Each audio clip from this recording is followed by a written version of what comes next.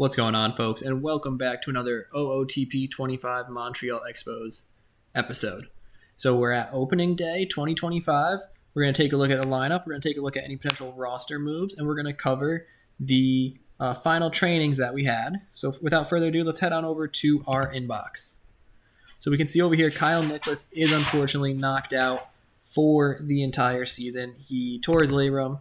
We're going to lose one of our top relievers, but that's fine. We claimed him on waivers last year. A few months ago, we weren't even expecting him. We can see Talon Bell improved his control. We like that. He's looking solid, nothing special, but he does have fringe two-way potential. Schmidt here actually struggled with pitching movement and actually took a step back. So we can see this is what OSA sees him as. This is what we see him as. It's unfortunate, but it happened. Second overall pick, still a top 100 prospect, so there's still hope there for him. Jackenzie Noel generates bat speed successfully. We can see that his power actually did go up just a little bit. Went up by 5 points to 60 there. We can see Key here, outstanding quality of contract control. We can see it actually is lower than what OSA has him as, but that's fine. Ty Evans, no improvement. Matt Ager, no improvement. Our expectations from the owner are to just stay respectable. I think we're going to stay respectable this year, and I just left this here just top 10 prospects of the season. Condon still comes in at number 1, but Alejandro Moya comes in at number 2. Dylan Cruz, number 5. Caminera, 6. Mayer, 9. I actually did, got to be honest, made an attempt to make a trade for Marcelo Mayer this offseason. Was actually flaunting Juan Soto to see if I could maybe get a flip there. No dice. Let's look at what our staff is looking like for opening day. We're going to go Pepiot opening day for the second straight year. We're going to give Gibson Long, Heaney, Rocker, and Bailey Ober the other rotation spots. We're going to go Allard and Leiter in long relief. Allard is first man up to replace in the starting lineup. Leiter is second. Clevenger, Palencia, and Andrews as our middle relievers. I think Clevenger is going to be the one that we try to use more often, but we're going to give a week or two just before we start making those designations. Soriano is going to be set up, and we're actually going to give him middle relief as well. Caleb Ferguson thrived in the stopper role for us last year, so we are going to designate him as our stopper, and we're going to give AJ Puck the closer role. He actually is dealing with a small injury right now, but we're still going to play him. We're just going to take a look here at our lineups against righties. We're going to go Bryant in left as leadoff to start. Soto batting second as the DH. Garcia in right, third. Noel at first, fourth. Ryan McMahon is going to be our starting third baseman against right-handed pitching. Then we got Grisham, Trevor Story, Christian Betancourt, and Blaze Alexander. Harry Ford is going to be a super utility guy for us. We did make a deal for Brenton Doyle as well. He'll be a starter against lefties, platoon against righties, and then Kyle Lewis. We're retaining Kyle Lewis for the year. Big Kyle Lewis guy here.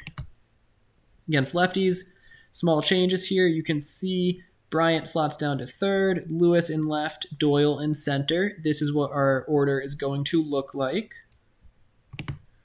We will come over here. Let's pull up my history, transactions, any trades we made. We did make a couple, so we can see Tanaka and Boyd for Hunter Owen. Hunter Owen is a two-way player who has some power to him. I'm liking his potential as a AAA player and as a potential guy for the bigs later this year.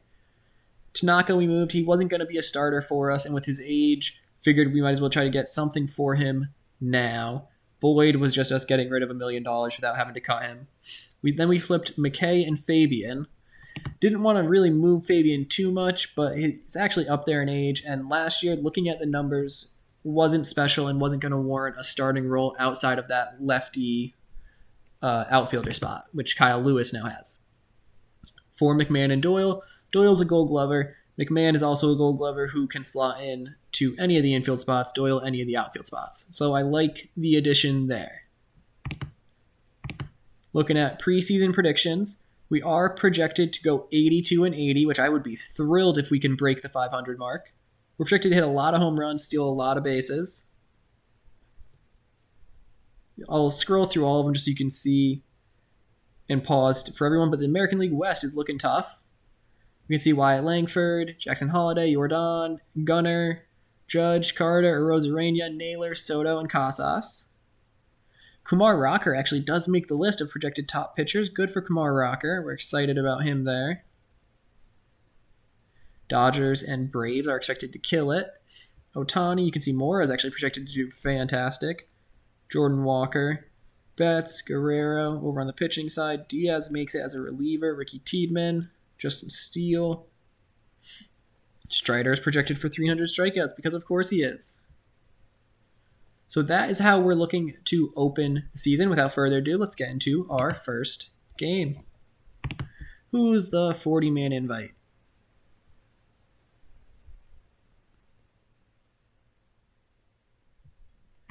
Is it Betancourt? I don't think it's Betancourt. Oh, it's Jack Leiter. Jack Leiter's up here in large part because I think at this point in his career, he's about to turn 25. If we didn't call him up, it actually starts stunting his growth. Who else? Kumar Rocker. Leiter and Rocker, go figure, are two young call-ups in the staff. So without further ado, now let's play Cleveland. Just like last time when we did opening day, we're going to go a half inning at a time. We'll come in towards the end of the game if need be. I hope I got the frame rate situation settled, so hopefully we will have a better frame rate for this one. Let's go a half inning here.